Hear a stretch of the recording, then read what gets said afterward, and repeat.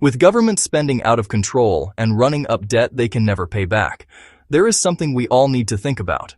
Are you prepared for or even know what a financial collapse is? Let's take a few minutes and see what this might look like. When we talk about a financial collapse, it's easy for your mind to jump to crazy, over-the-top movie scenes. But the reality is often much simpler and quieter. It might mean your bank decides to limit how much cash you can take out. It could mean the supply chain gets disrupted. The grocery store shelves look a little bare for a while. It could mean your job, which you thought was secure, suddenly isn't. These are not boogeymen. They are real-life storms that can roll in with little warning. And just like you'd prepare for a hurricane, you can and should prepare for financial storms. Now, I don't want you living in fear. Fear is a terrible financial advisor.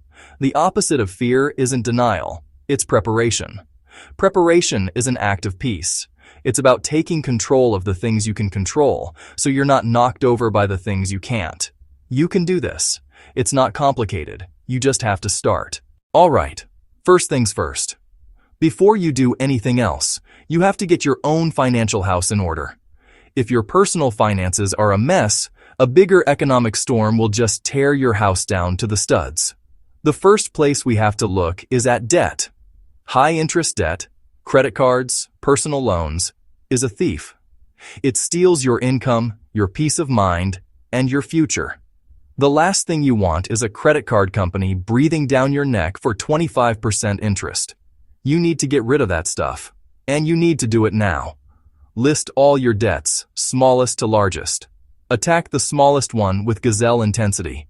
Get it out of your life, then roll that payment to the next one. This is the debt snowball, and it works. Once you stop the bleeding from debt, you need to build a protective wall. That wall is an emergency fund of 3 to 6 months of basic living expenses: food, utilities, shelter, transportation.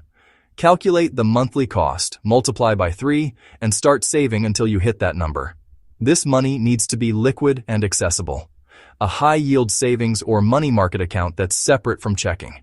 This is not an investment. It's insurance. It lets you say no to a bad situation.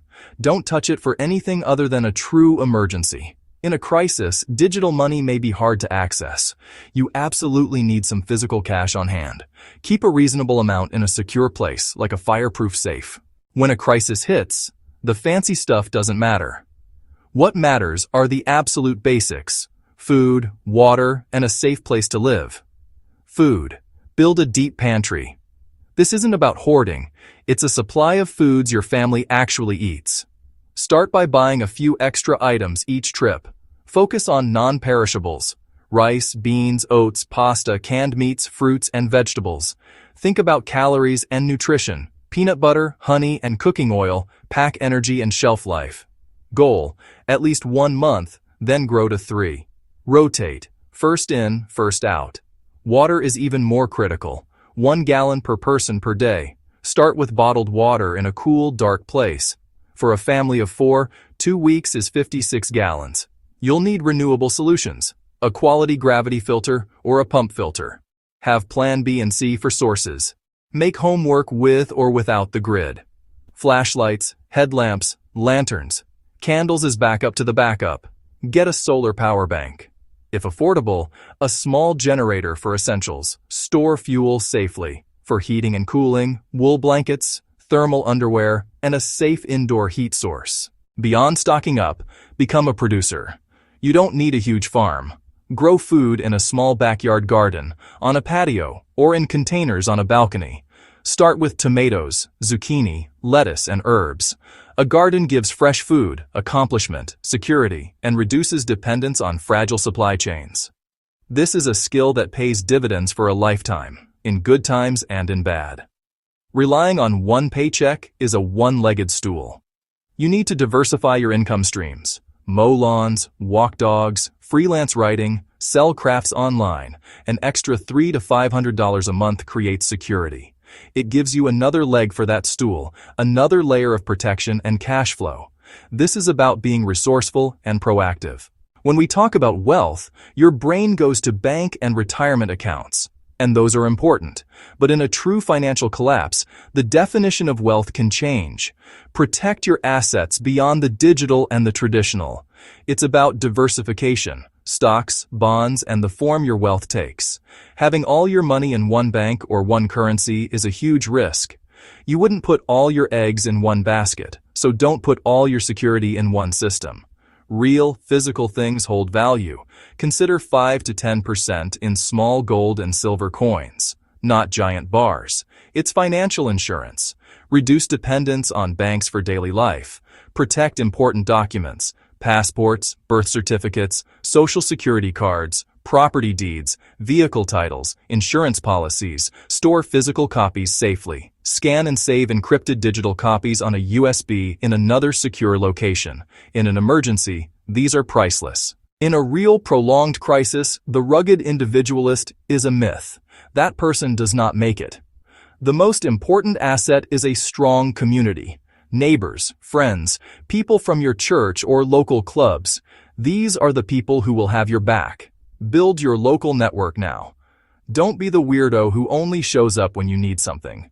Start small. Get to know neighbors, learn names, wave, take cookies, offer help, host a simple barbecue. As relationships grow, you'll discover a nurse, a mechanic, someone with a huge garden. Knowing each other's skills creates a powerful support system. Also, build your own skill set. Take basic first aid and CPR. This is a must. Learn to cook from scratch. Make bread and soup. Fix a leaky faucet, patch a wall, reset a breaker. Use YouTube. Grow food in pots. Change a tire and check fluids. Consider self-defense. It's about confidence and awareness. When we talk about security, it's not just locks and alarms. It's a clear plan for keeping your family safe. The foundation is awareness.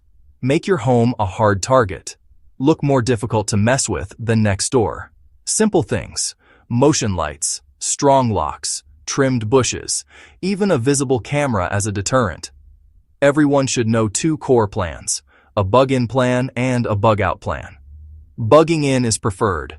Secure your home, ration food and water, manage sanitation if water stops, and stay warm or cool without power. Practice. Do a weekend drill and find the gaps. Sometimes you must leave. Chemical spill, wildfire, or civil unrest. Have 2 destinations, one across town, one out of region. Each family member needs a ready-go bag. Pack 72-hour essentials, documents and cash, first aid, water filter and bottle, food bars, seasonal clothing, light, multi-tool, blanket, sanitation, and update every 6 months. We've talked about money, food, plans, but none of it matters if you lose your head. Your mindset is your most powerful tool. Panic is contagious and leads to terrible decisions. The key to staying calm is having a plan. Preparation is the antidote to fear. Be intentional about information. Pick a few reliable sources. Check briefly, then turn it off. Go for a walk. Play a game. Read a book. Build routines. Simple habits create normalcy. Prioritize sleep, nutrition, and daily movement. Anchor yourself to something bigger. Have a why. You're doing this to protect those you love. Talk is cheap.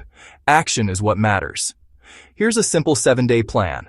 List all non-mortgage debts, smallest to largest. Cancel one recurring charge today and pay extra on your smallest debt. Withdraw $200 in cash, 10s and 20s, and put it in a safe place. Buy 1 week's non-perishables and 2 large jugs of water. Store on a designated emergency shelf. Learn 1 basic skill and make 1 connection. You've planted seeds for competence and community. So there you have it. A straightforward, no-nonsense guide to getting prepared. We've walked through getting your money right, stocking essentials, protecting assets, and building skills and community. The goal is not to live in fear.